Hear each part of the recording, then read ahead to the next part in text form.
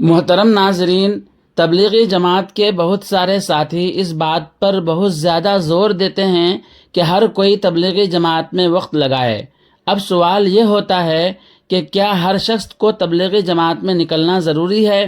کیا تبلیغی جماعت میں نہیں نکلنے سے گناہ ہوتا ہے؟ اسی طرح اگر کوئی شخص تبلیغی جماعت کے لیے نکلا پھر وقت پورا ہونے سے پہلے واپس آ گیا تو کیا گناہ ہوگا؟ آج کی اس ویڈیو میں ہم ان تمام سوالات کے بارے میں بات کریں گے۔ چنانچہ کسی سائل نے دارالعلوم دیوبند سے فتویٰ پوچھا ہے۔ دارالعلوم دیوبند کا فتویٰ دیکھنے سے پہلے ہم علامہ یوسف بن نور ٹاؤن کراچی کا فتویٰ دیکھتے ہیں۔ سائل کا سوال ہے: نمبر 1، کیا تبلیغی جماعت میں نہ جانے سے گناہ ہوتا ہے؟ نمبر 2، کیا تبلیغی جماعت میں اجتماعی عمل کو چھوڑنے پر گناہ ہوتا ہے؟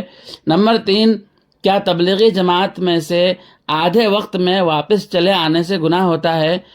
ان تمام سوالات کا جواب دیا گیا ہے۔ نمبر 1، تبلیغ دین کا کام فرض کفایہ ہے، یعنی امت چنندہ افراد اگر اس فریضے کو ادائیگی میں مشغول ہوں تو بقیہ تمام افراد سے یہ فرض ساقط ہو جائے گا۔ البتہ اگر امت محمدیہ ساری کی ساری تبلیغ دین کا کام ترک کر دے تو ساری امت گنہگار ہوگی۔ تاہم مروجہ تبلیغ جماعت سے منسلک ہونا نہ فرض ہے اور نہ ہی واجب ہے، البتہ مذکورہ طریقہ کار کے مطابق تبلیغ کا کام مفید ہے۔ بہر صورت مروجہ تبلیغی جماعت سے منسلک نہ ہونے سے انسان گنہگار نہ ہوگا۔ نمبر 2، مروجہ تبلیغی جماعت سے منسلک افراد کی تربیت کے لیے بزرگوں نے جو نصاب مقرر کیا ہے وہ ان افراد کے لیے مفید ہے، تاہم یہ معمولات توفیقی و لازمی نہیں ہیں کہ اس کی خلاف ورزی کرنے پر آدمی گنہگار قرار پائے۔ یعنی مذکورہ جماعت سے وابستہ افراد کے لیے مذکورہ ترتیب پر چلنا اصلاح نفس کے لیے مفید ہوگا اور نہ چلنے کی صورت میں معتد بھی استفادہ نہ ہو سکے گا۔ تیسرے سوال کا جواب دیا گیا ہے کہ آدمی گنہگار اگرچہ نہ ہوگا تاہم ایسا کرنا خاطر خواہ فائدہ مند نہ ہوگا۔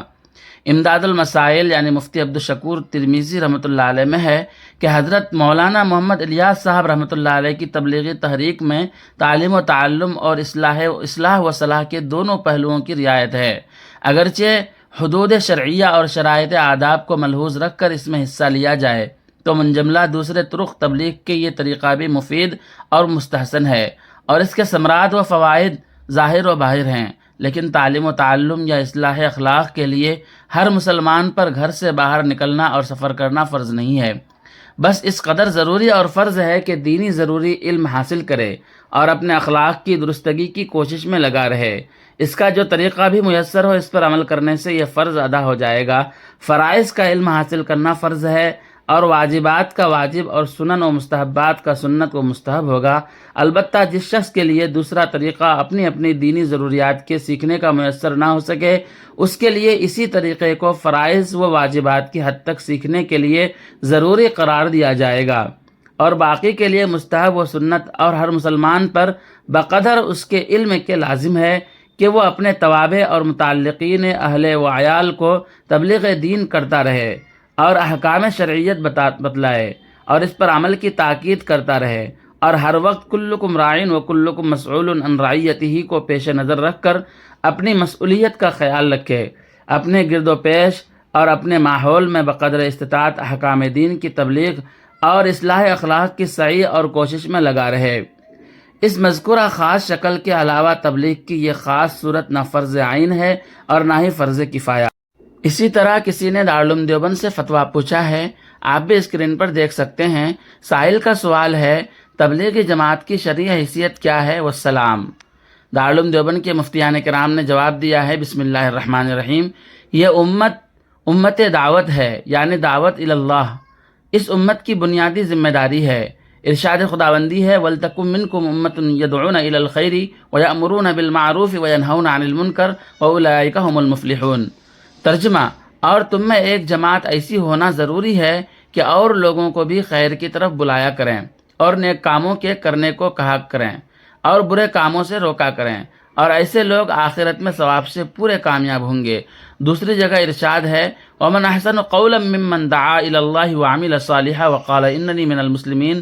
پہلی آیت میں یہ ہدایت دی گئی ہے کہ مسلمان صرف اپنے اعمال و افعال کی اصلاح پر بس نہ کریں بلکہ اپنے دوسرے بھائیوں کی اصلاح کی فکر بھی ساتھ ساتھ رکھیں۔ دوسری آیت میں فرمایا گیا ہے کہ انسان کے کلام میں سب سے افضل و احسن وہ کلام ہے جس میں دوسروں کو دعوت حق دی گئی ہو۔ اس میں دعوت اللہ کی سب صورتیں داخل ہیں، زبان سے، تحریر سے یا کسی اور عنوان سے۔ رسول اللہ صلی اللہ علیہ وسلم کے زمانے سے لے کر آج تک ہر دور میں امت مسلمہ انفرادی اور اجتماعی طور پر اس فریضے کو انجام دیتی رہی ہے۔ تعلیم و تدریس، وعظ و تبلیغ، تصنیف و تالیف، تزکیہ و احسان، یہ سب امر بالمعروف نہی عن المنکر کے ذریعے دعوت اللہ کے طرق ہیں۔ تبلیغی جماعت جس کو ہمارے بزرگوں نے قائم فرمایا ہے، یہ بھی دعوت اللہ کا ایک طریقہ ہے جس سے بے نمازی نماز کے پابند اور مسجد سے دور رہنے والے مسجد میں حاضر باش ہونے لگتے ہیں، اور اللہ تعالیٰ پر یقین اور اس کے فیصلوں پر یقین اور آخرت پر یقین پیدا کرنے کی محنت کی جاتی ہے، جو ایمان کی بنیاد ہے اور ہر مومن کے لیے ضروری ہے۔ واللہ